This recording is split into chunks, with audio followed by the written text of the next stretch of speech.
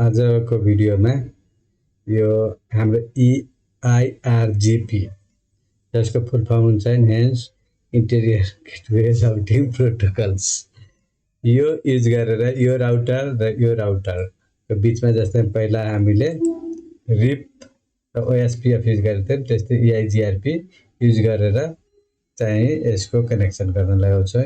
यसको हामीले IP address दिइसकेको कन्फिगर गरिसकेछौँ। हेर्नुस् हेर्नको लागि तपाईले आईपी कन्फिग लेख्दाखेरि थाहा हुन्छ। यो लेखिसक्यो गेटवे सबै दिइसक्यो। तपाईले यस्तो हेर्दै नि भए यस्तो गएर हेर्दै नि भए तपाईको विचार जस्तो हेर्दा नि हुन्छ। यहाँ छ अब यो राउटरमा मैले फर्स्ट इन्टरफेसहरु हाल्नु पर्यो, आईपी एड्रेस दिनु पर्यो।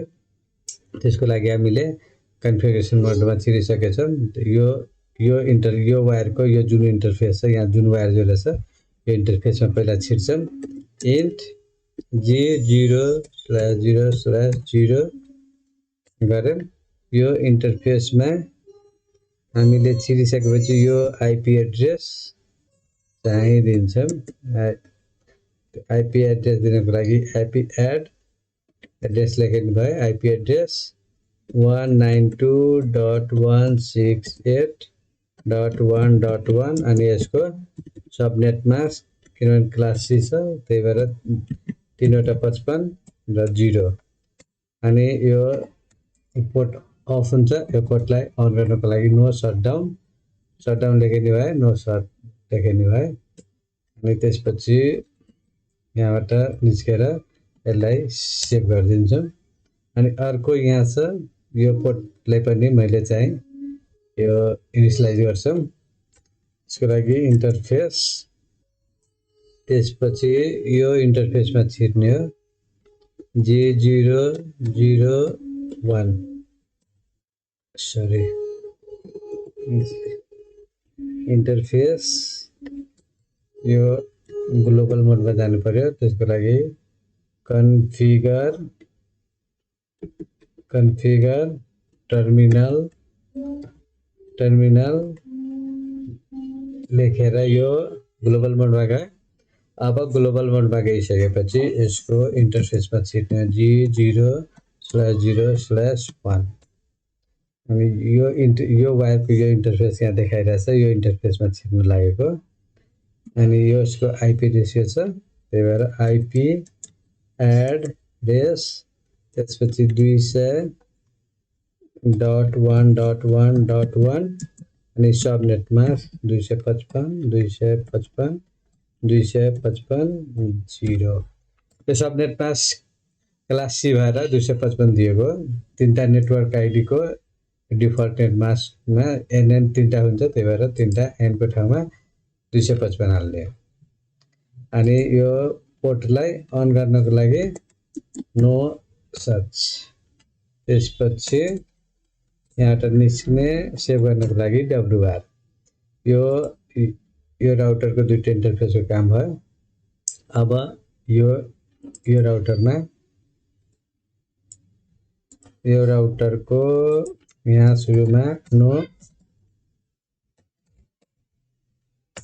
त्यसपछि प्रिभिलेज मोड त्यसपछि कन्फिगर टर्मिनल्स अनि त्यसपछि ग्लोबल मोडमा छिर्यौं। अब यो वायरको यो पोर्टको लागि हामीले हाल्ने हो यो चाहिँ आईपी एड्रेस। त्यसको लागि अब इन्टरफेस G0/0 इन्टरफेसमा छिरिसकेपछि आईपी एड्रेस दिनु पर्यो। आईपी एड्रेस त्यसपछि आईपी एड्रेस यो दिने हो। यसको लागि यो 192.168.2.1 यो कुन क्लासको क्लास सी त्यही भएर यसको सबनेट मास्क 255.255.255.0 त्यसपछि नो शटडाउन त्यसपछि अर्को पनि यहीबाट गर्न मिल्छ।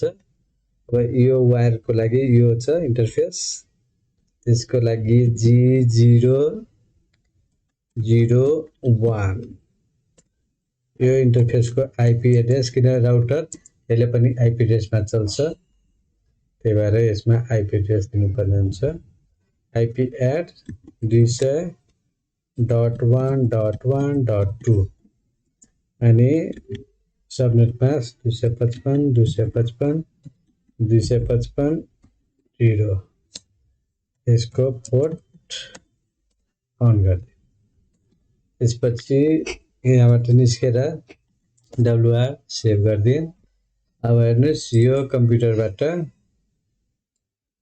यो कम्प्युटरसँग कुरा गराउनको लागि हामी कमान्ड दिन्छौँ पिङ 192.168.2.2 लिँदैन यो यहाँसम्म किनभने राउटर टु राउटर कनेक्सन गराउनको लागि कुनै न कुनै प्रोटोकलको युज गर्नुपर्छ त्यो प्रोटोकल हामीले आज के गर्छौँ EIGRP युज गरेर हामी गर्छौँ त्यही भएर यो फेरि यो प्रोटोकलमा छिर्नु पर्यो राउटरमा छिरिसकेपछि जुनसुकै काम पनि कन्फिगरेसन मोड हुने हो ग्लोबल मोडमा अब यहाँ चाहिँ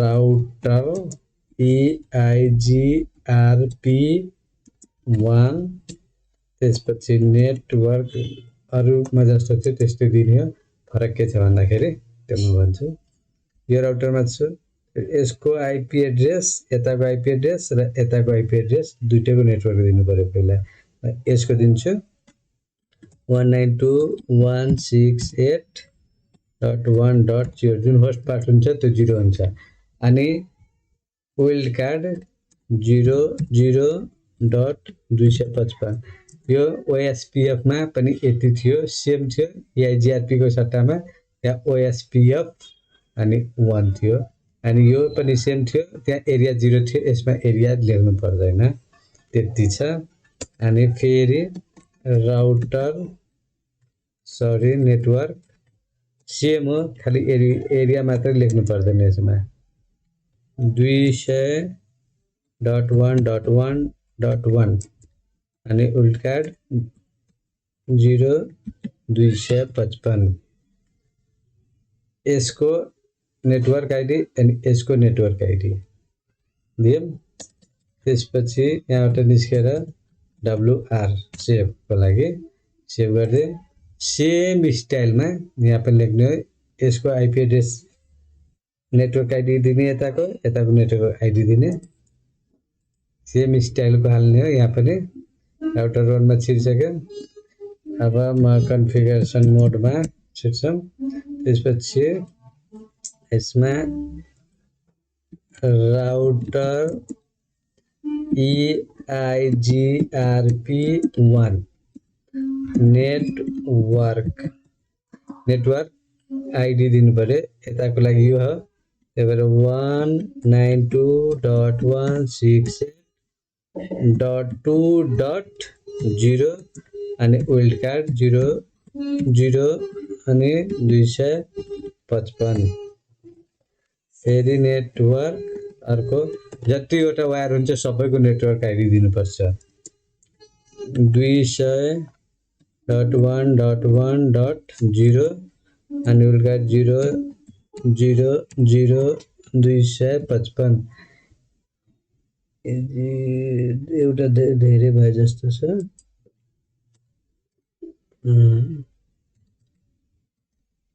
तीनटा 0 अनि एउटा 255 हुन्छ 00 यति भयो यति हालिसकेपछि यसमा एरिया 0 हुँदैन SPF मा हुन्छ यसमा हुँदैन यति फरक छ अब यो भइसकेपछि अब यसलाई नि सेभ मोडमा लगिदिउँ अब हेर्नुस् अब यो कम्प्युटरसँग कुरा गर्छ कि गर्दैन पिङ 192.168.2.2 अब चाहिँ गर्नुपर्छ होम गर्यो यो सिस्कोमा अलि 20% तपाईको लस भएर हुन्छ त्यही भएर सुरुमा त्यस्तो हुन्छ अब चाहिँ पुरै मजाले काम गर्छ 92.168.2.2 हेर्नुस् डाटा चाहिँ हाम्रो ट्रान्सफर भइरहेछ। यसरी EIGRP प्रोटोकल थ्रु हामीले इजिली चाहिँ डाटा चाहिँ ट्रान्सफर गर्न सक्छौँ। हस्, भिडियो हेरिदिनु भएकोमा धन्यवाद।